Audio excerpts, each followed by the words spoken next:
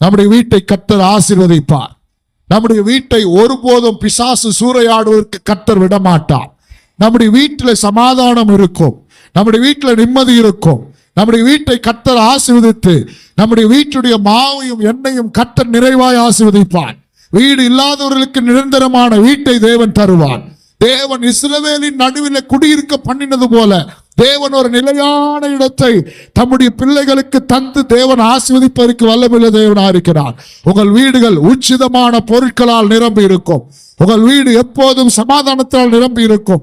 உங்கள் வீட்டுடைய நிலைக்கால்களில் ஏசப்பாவின் ரத்தம் பூசப்பட்டு எந்த வாதியும் உங்கள் வீட்டுக்குள்ள நுழையாதபடி கர்த்தர் உங்கள் வீட்டை வேலியடைப்பதற்கு வல்லமையுள்ள தேவனாக இருக்கிறார். அல்லேலூயா. ஏசப்பா எந்தெந்த வீட்டுக்குள்ள போனாரோ எல்லா வீடும் ஆசீர்வதிக்கப்பட்டது. ஆமீன். பேதுருடைய மாமியின் வீட்டுக்கு போனார். பேதுருடைய மாமி ஜுரமா இருந்தாங்க. கர்த்தருடைய சுகமாக்குற வல்லமை அங்கே இறங்கி வந்தது. உங்கள் வீடுகள் கர்த்தருடைய சுகமாக்குற வல்லமையால் நிரம்பி இருப்பதாக. அல்லேலூயா. உங்க வீட்டுக்குள்ளே வியாதியின் சத்தம், வியாதியின் பலவீன படுக்கை, உங்க வீட்டுக்குள்ள வியாதியின் சத்தம் கேட்கப்படாது. பலவீன படுக்கைகள் இருக்காது. கர்த்தர் அப்படியாக உங்க வீட்டை சௌக்கியத்தினாலும் ஆரோக்கியத்தினாலும் நீங்கள் தங்குகிற உங்கள் அறையை, உங்கள் படுக்கை அறையை கர்த்தர் நல்ல சௌக்கியத்தினாலும் ஆரோக்கியத்தினாலும் கர்த்தர் நிரப்புவதற்கு வல்லமையுள்ள தேவனாக இருக்கிறார். அல்லேலூயா. சகேயுடைய வீட்டுக்கு கர்த்தர் போனார். உள்ள நுழையும் போதே சொல்லிட்டான், சகே சொல்லிட்டாரு, யாரிடத்துல அநியாயமாய் வாங்கினது உண்டானால் ஆண்டவர் எல்லாவற்றையும் நாளத்தனையா திரும்ப கொடுத்துடுறேன். இயேசு எந்த வீட்டுக்குள்ள நுழைய பார்க்கிறாரோ அந்த வீட்டுக்குள்ள இருக்கிற அநியாயங்கள் அக்கிரமங்கள் தானாய் வெளியே ஓடும். அல்லேலூயா சொல்லுவோம். அல்லேலூயா. இயேசு இருக்கிற வீட்டுல பாவம் இருக்கான். இயேசு இருக்கிற வீட்டுல அருவருப்புகள் இருக்கான். இயேசு இருக்கிற வீட்டுல நாடக சத்தம், டிவி சத்தம் கேட்காது, சினிமா சத்தம் கேட்காது. இயேசு இருக்கிற வீட்டுல அந்த வீட்டுக்குள் இருக்கிற அருவருப்புகள் தானாய் வெளியே போகும். இயேசு சொன்னாரா சகேயு கிட்ட, ஏன்பா நான் உன் வீட்டுக்கு வரணும்னா நீ அநியாயமா சேர்த்து வச்சிருக்கதெல்லாம் வெளியே துரத்து, வெளியே எடுத்து போடு, அந்த பணம் மூட்டையெல்லாம் எடுத்து வந்து ரோட்ல போடு, எல்லார்ட்டையும் கொடுனாரா? இல்ல. இயேசு என்றைக்கு அந்த வீட்டுல வர வேண்டும் என்று வந்தாரோ அப்போது எல்லா பாவங்களும் அநியாயங்களும் அக்கிரமங்களும் தானாய் வெளியே போனது. இன்றைக்கு நம்முடைய வீட்டை பரிசுத்த ஸ்தலமாய் மாற்றுவார். கெட்ட வார்த்தையின் ஸ்தலமாய் அல்ல, எரிச்சலின் ஸ்தலமாய் அல்ல, கோபத்தின் ஸ்தலமாய் அல்ல. கர்த்தர் நம்முடைய வீடுகளை பரிசுத்த ஆவியினால் கர்த்தர் நிரப்புவதற்கு வல்லமையுள்ள தேவனாக இருக்கிறார். மார்த்தாள் தன் வீட்டிலே அவரை ஏற்றுக்கொண்டாள். இயேசுவை தன் வீட்டிலே ஏற்றுக்கொண்டாள். அந்த வீட்டில் அவர் உள்ள நுழைந்த உடனே அந்த வீட்டில் அவர் உட்கார்றாரு. மரியாள் வந்து அவருடைய பாதத்தில் அமர்ந்து தேவனுடைய வார்த்தையை அவர் பேசினார், அவர்கள் கேட்டார்கள்.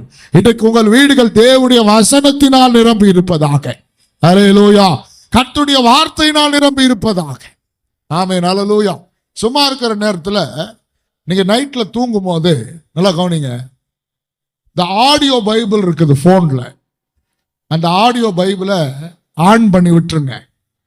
ஆன் பண்ணி விட்டுட்டு அந்த வசனம் ஆடியோ பைபிள் பேசினே இருக்கட்டும். நீங்க தூங்குங்க, ஒன்றும் பிரச்சனை இல்லை. எல்லாம் கொஞ்சம் சவுண்ட் குறைவா வச்சுட்டு கர்த்தருடைய வார்த்தையை ஆன் பண்ணி விடுங்க. நீங்க தூங்கினாலும் தேவனுடைய சத்தம் உங்க குடும்பத்தில் உங்க அறைக்குள்ள கேட்டுக்கொண்டே இருக்கட்டும். கை உயர்த்தி சொல்லும் அல்லேலூயா. போனை எதுக்கோ யூஸ் பண்றோம், இதுக்கு யூஸ் பண்ணுங்க. நைட்ல நீங்க தூங்கினா கூட ஒரு நல்ல வர்ஷிப், நல்ல பாட்டை ஆன் பண்ணி விட்டுட்டு தூங்குங்க. ஆண்டுடைய பிரசன்னம் இறங்கட்டும். நம்முடைய வீடுகள் தேவ மகிமையினால் நிரம்பி இருக்கட்டும். கர்த்தருடைய வல்லமையால் நிரம்பி இருக்கட்டும். கர்த்தருடைய வசனத்தால் நிரம்பி இருக்கட்டும். அப்படிப்பட்ட வீடுகளை கர்த்தர் ஆசீர்வதிக்கிறார். அல்லேலூயா. ராகாபின் வீட்டை நிரந்தரம் இல்லாத இடத்தில் இருந்தது, ஆனால் அவளுடைய வீட்டை கர்த்தர் ஆசீர்வதித்தார். நம்முடைய வீடு ஆசீர்வதிக்கப்பட வேண்டுமானால் இப்படிப்பட்ட காரியங்களை தொடர்ந்து செய்து கொண்டே வாங்க. அடுத்தது வேதத்தில் சொல்லப்பட்டிருக்கிறது, கர்த்தருக்காக ஒரு வீட்டில் மேல் அறையை ஆயத்தப்படுத்தி அந்த வீட்டில் ஆண்டவருக்காக பஸ்காவை, அதாவது பந்தியை ஆயத்தப்படுத்தினார்கள்.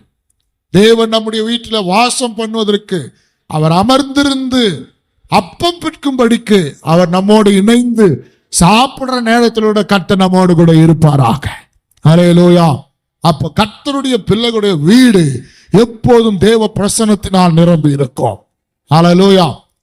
இன்னொரு இடத்துல பார்க்கணும், இயேசு 2ஆம் அதிகாரத்துல, மார்க் 2ஆம் அதிகாரத்துல இயேசு வீட்டில் இருக்கிறார் என்று கேள்விப்பட்டு திரளான ஜனங்கள் அந்த வீட்டுக்கு போனாங்க. யாரு போனதுன்னா, வியாதிஸ்தர், கட்டப்பட்டவர்கள், முடவாதம் உடையவர்கள், திமிர்வாதக்காரர்கள், குருடர்கள், செவிடர்கள், நடக்க முடியாதவர்கள் எல்லாரும் இயேசு இருக்கிற வீட்டை தேடி போனாங்க. மற்றவர்களுக்கு அந்த வீடு ஆசீர்வாதமா இருந்தது. இன்னைக்கு உங்க வீடு மற்றவர்களுக்கு ஆசீர்வாதமா இருக்கும், அப்பத்தின் வீடா இருக்கும், ஆசீர்வாதத்தின் வீடா இருக்கும். உங்களுக்காக, உங்களுக்கு என்று மட்டுமல்ல, தேவ பிள்ளைகள், உங்களுடைய ஆசீர்வாதம் அநேகருக்கு நீங்கள் வாரி இறைக்கிற அளவுக்கு, வாரி கொடுக்கிற அளவுக்கு கர்த்தர் உங்கள் வீட்டை ஆசீர்வதிப்பாராக. கையை உயர்த்தி விசுவாசிக்கிறவங்க சொல்லுங்க ஹல்லேலூயா. தேவன் நம்முடைய வீட்டை இன்றைக்கு ஆசீர்வதிக்க விரும்புகிறார். உங்கள் வீட்டில் கொடுமையின் சத்தம் அல்ல. அப்போ தேவனுடைய வார்த்தையின்படி நம்முடைய வீடுகள் ஆசீர்வதிக்கப்பட்டிருக்கும். கர்த்தர் எப்போதும் நம்முடைய வீட்டில் நிலைத்திருப்பார். ஆமென்.